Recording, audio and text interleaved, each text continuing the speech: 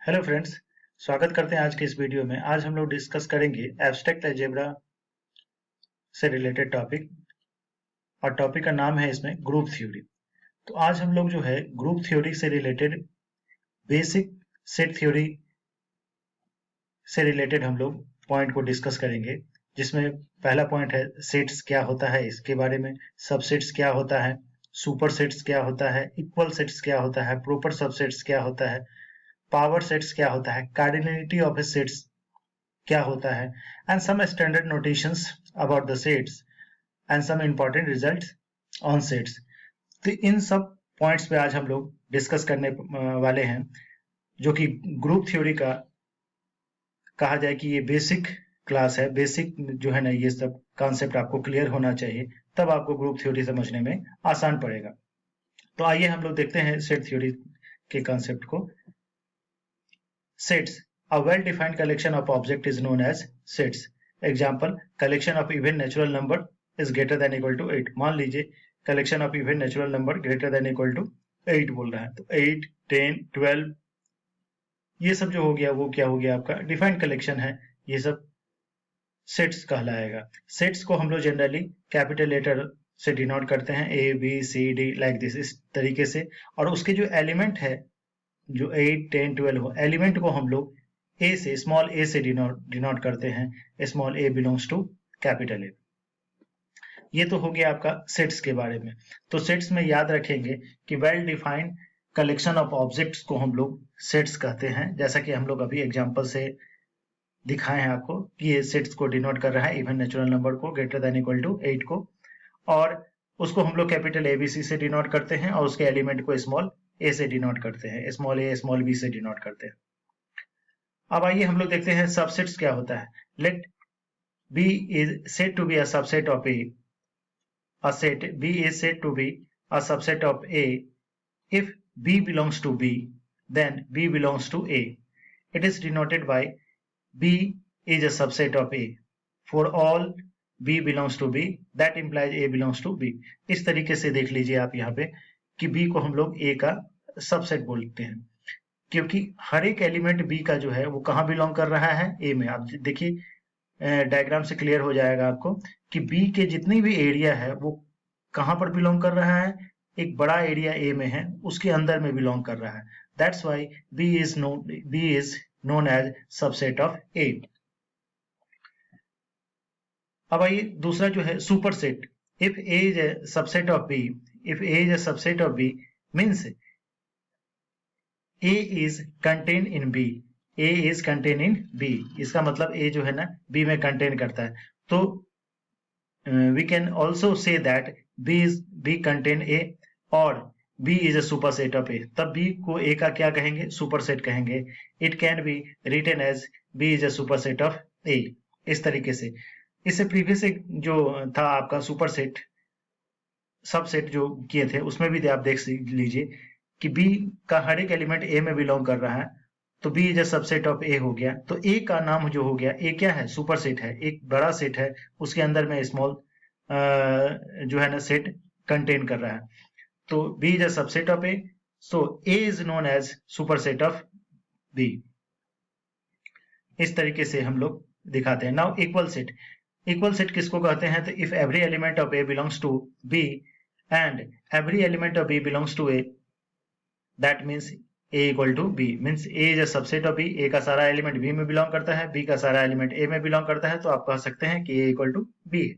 Proper subset. If every element of A of the set A is an element of the set B and B contain at least one element which does not belongs to A, if A is a superset of B, A is not equal to B, then we can say that A is a proper subset of B.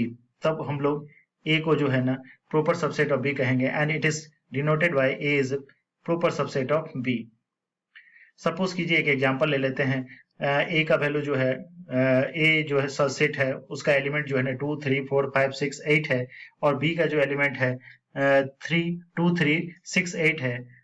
तो क्या हो गया आपका कि A is proper subset of B हो गया, क्योंकि 5 जो है बी में देखिए कंटेन नहीं कर रहा है, 8 भी नहीं कंटेन कर रहा है, एटलीस्ट वन नहीं कंटेन करना चाहिए।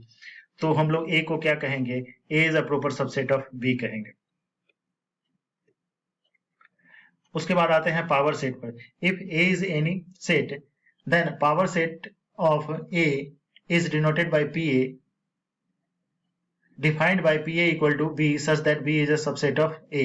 Power set of A is the collection of all subsets of A.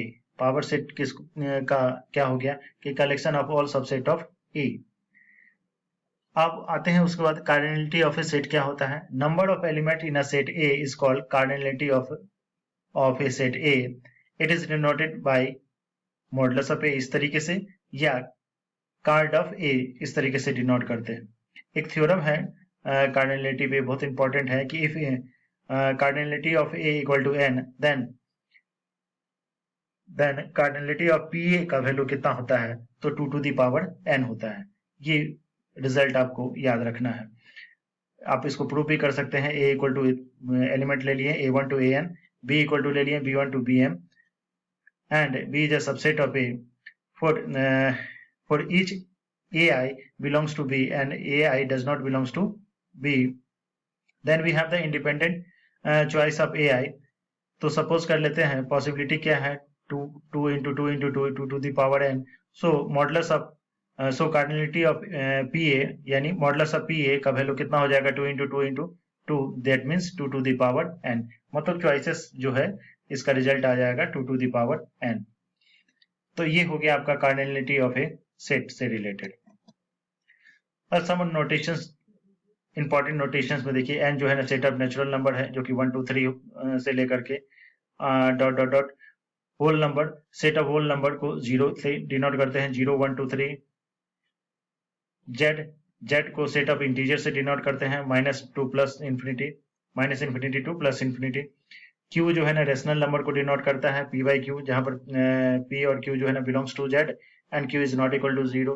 r real number set को डिनोट करता है, c कॉम्प्लेक्स नंबर को डिनोट करता है। लेट a और b belongs to r and x equal to a plus ib belongs to c, complex number है। तो complex number जो है ना दो पार्ट में हो जाएगा, एक रियल इमेजिनरी। अगर a का वैल्यू 0 हो जाएगा तो वो इमेजिनरी हो जाएगा आपका, b का वैल्यू अगर 0 हो जाएगा वो रियल हो जाएगा। अब रियल जो कॉम्प्लेक्स नंबर होता है वो दो पार्ट में चला जाता है, इरेशनल और रेशनल नंबर में। इरेशनल नंबर को q to the power c से डिनोट करते हैं और रेशनल को q से डिनोट करते हैं। फिर उसके बाद रेशनल नंबर जो है ना दो पार्ट में ब्रेक हो जाता है, इंटीजर में और फ्रैक्शन में। इंटीजर को हम लोग z से डिनोट करते हैं और फ्रैक्शन को p by q से डिनोट करते हैं। अब इंटीजर जो है ना अगेन दो पार्ट में कन्वर्ट हो जाता है, positive integer and negative integer. Positive integer को हम z to the power plus and negative integer को z टू द पावर -1 से डिनोट करते हैं। अब अगर जीरो, ये जो माइनस से लेकर के प्लस के बीच में ये जीरो जो है, जीरो और नेगेटिव इंटीजर पॉजिटिव इंटीजर को अगर मिला देते हैं, है ना, तो ये जो है ना होल नंबर को डिनोट कर जाता है, जैसा कि यहाँ पर बताए हैं होल नंबर में 0 से लेकर के 1 वर्ड्स जो है रिजल्ट। तो positive integer including zero N union zero देख रहे हैं, इसको हम लोग होल नंबर से डिनोट करते हैं। तो क्या मिल गया हम लोगों का, n is a subset of w, w is a subset of z, z is subset of q and q is a subset of r, r is a subset of c। इस तरीके से ये जो है ना नोटेशन को हम लोग दिखाए हैं। उसके बाद आते हैं हम लोग सब इंपॉर्टेंट रिजल्ट पे। मान लीजिए कि if ABC be any 3 sets, then point number 1, a intersection a को a से डिनोट करते हैं, a यूनियन a को a से डिनोट करते हैं। ये कुछ स्टैंडर्ड रिजल्ट है जो कि फ्रिक्वेंटली यूज हो जाता है, तो इसको बस एक बार रिकॉल कर लेना है। बेसिक आइडिया मैंने बिफोर डूइंग द ग्रुप पढ़ने से पहले आपको ये कर लेना है।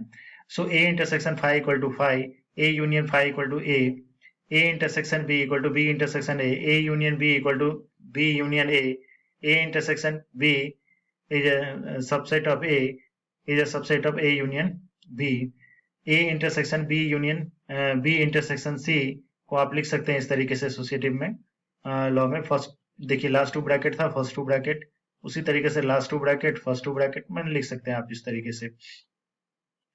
और ये डिस्ट्रीब्यूटिव के लॉ में a intersection b union c को a intersection b union a intersection c, a union अगर यूनियन रहेगा यहाँ इंटरसेक्शन हो जाएगा, तो a union B intersection A union C लिख सकते हैं। फिर डिमॉर्गन्स लॉ भी सेम उसी तरीके से है कि S minus A union B equal to S minus A intersection S minus B. इसको हम लोग इस तरीके से भी डिनोट करते हैं कॉम्प्लीमेंट सेट को, डैश को। S minus A union B को आप लिख सकते हैं ए यूनियन बी का dash equal to A dash intersection B dash. S minus A को ए डैश डिनोट करते हैं, एस माइनस बी को बी डैश से डिनोट करते हैं हम लोग। सेम उसी तरीके से डिमॉर्गन्स का दूसरा लॉ है कि S minus A intersection B equal to S minus A union S minus B. And here S minus A intersection B को आप ए इंटरसेक्शन बी का डैश से डिनोट करते हैं equal to A dash union B dash.